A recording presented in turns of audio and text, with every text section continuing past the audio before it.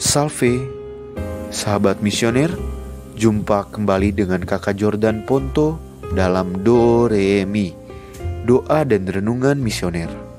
Bersama sekami Paroki Santo Petrus dan Paulus Argapura, Keuskupan Jayapura. Edisi Jumat 19 Juli 2024, Pekan Biasa ke-15. Bacaan Injil hari ini diambil dari Injil Matius pasal 12 ayat 1-8. Baiklah, sebelum kita mendengarkan Injil hari ini, marilah kita berdoa. Dalam nama Bapa dan Putra dan Roh Kudus, amin. Tuhan Yesus, terima kasih untuk hari ini. Berilah kami hati yang bijaksana dan penuh kasih, agar kami bisa peduli saat orang lain mengalami kemalangan dan butuh pertolongan. Tuhan, hari ini kami juga mau belajar dari firman-Mu. Bersabdalah Tuhan, kami siap mendengarkan. Demi Kristus Tuhan dan pengantara kami, amin. Tuhan beserta kita, sekarang dan selama-lamanya.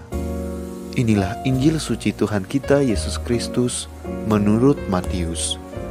Dimuliakanlah Tuhan. Pada hari Sabat, Yesus dan murid-muridnya berjalan di ladang gandum. Karena lapar, murid-muridnya memetik bulir gandum dan memakannya. Melihat itu, berkatalah orang-orang Farisi kepada Yesus, "Lihatlah, murid-muridmu berbuat sesuatu yang tidak diperbolehkan pada hari Sabat." Tetapi Yesus menjawab, "Tidakkah kalian baca apa yang dilakukan Daud? Ketika ia dan para pengikutnya lapar, ia masuk ke dalam bait Allah dan mereka semua makan roti sajian yang tidak boleh dimakan kecuali oleh imam-imam. Atau tidakkah kalian baca dalam kitab Taurat bahwa pada hari-hari Sabat, imam-imam melanggar hukum Sabat di dalam bait Allah namun tidak bersalah? Aku berkata kepadamu, di sini ada yang melebihi bait Allah. Seandainya kalian memahami maksud sabda ini, yang ku kehendaki ialah belas kasihan dan bukan persembahan. Tentu kalian tidak akan menghukum orang yang tidak bersalah, sebab Anak Manusia adalah Tuhan atas hari Sabat." Demikianlah sabda Tuhan. Terpujilah Kristus. Adik-adik dan sahabat misioner yang dikasihi Tuhan, dalam Injil hari ini kita telah baca dan dengar bersama bahwa saat itu murid-murid Yesus sangat kelaparan. Akhirnya Yesus pun mengizinkan mereka memetik bulir gandum, kemudian memakannya untuk mengatasi rasa lapar. Masalahnya itu hari Sabat, dan ini yang membuat orang-orang Farisi begitu marah. Para murid dianggap melanggar hukum Taurat. Tampaknya orang-orang Farisi itu merasa menjadi kelompok yang paling baik dan benar dalam menjalankan hidup keagamaan mereka. Tapi kita tahu, Yesus memberi mereka sebuah pelajaran berharga. Kadang ada orang berpikir bahwa hidup beragama itu baik kalau sudah menaati peraturan dan perintah-perintah sehingga hidup keagamaan menjadi begitu kaku dan bisa menjadi kurang manusiawi. Ada orang justru menderita dan terancam kematian karena menjalankan peraturan agama yang tidak tepat. Sedangkan Tuhan menghendaki belas kasihan, pengampunan dan keselamatan manusia dengan menjalankan dan menghayati perintahnya. Dari kebenaran itu, kita memahami bahwa hubungan kita dengan Tuhan tidak bisa dilepaskan dari hubungan kita dengan sesama.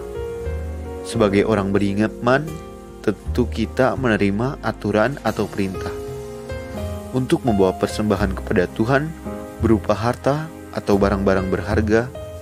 Namun akan lebih penting ketika persembahan itu dalam situasi tertentu digunakan untuk menolong sesama dari bahaya kematian, kemiskinan, kelaparan, dan sebagainya.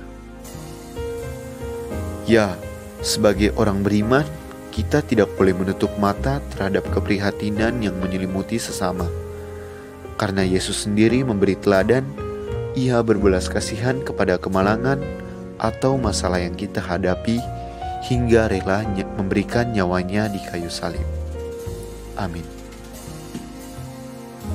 Marilah kita berdoa bersama-sama doa anak misioner. Tuhan Yesus, Engkau diutus Bapa menjadi berkat bagi dunia, menjadi selamat bagi manusia. Utuslah kami anak-anak-Mu di Indonesia untuk menjadi sahabat yang kuat bagi yang lemah, sahabat yang rela berkorban bagi yang menderita payah, sahabat penghibur bagi yang sakit dan gelisah. Tuhan Yesus, kami pun ingin jadi utusan-utusan kecil-Mu, teman setia bagi yang tersingkir terlantarkan, teman bicara bagi yang kesepian terlupakan, sobat yang gembira bagi yang sedih dan susah, sobat penuh penghargaan bagi yang tak dicintai. Tuhan Yesus, utuslah kami kini dengan bantuan Roh Kudus-Mu, menjadi garam dan ragi yang baik, menjadi terang dan obor yang cemerlang, membawa kegembiraan dan pengharapan. Tuhan Yesus, kuduskanlah badanku dan sucikanlah jiwaku. Kupersembahkan diriku hari ini kepadamu.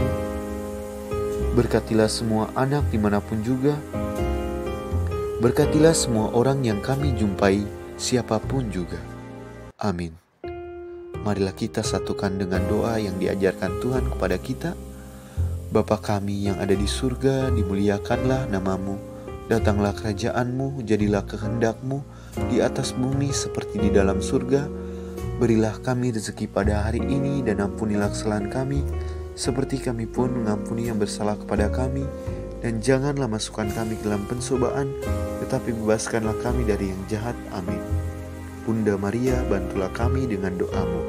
Salam Maria, penuh rahmat Tuhan serta-Mu. Terpujilah Engkau di antara wanita, dan terpujilah buah tubuh-Mu Yesus. Santa Maria Bunda Allah, doakanlah kami yang berdosa ini, sekarang dan waktu kami mati. Amin.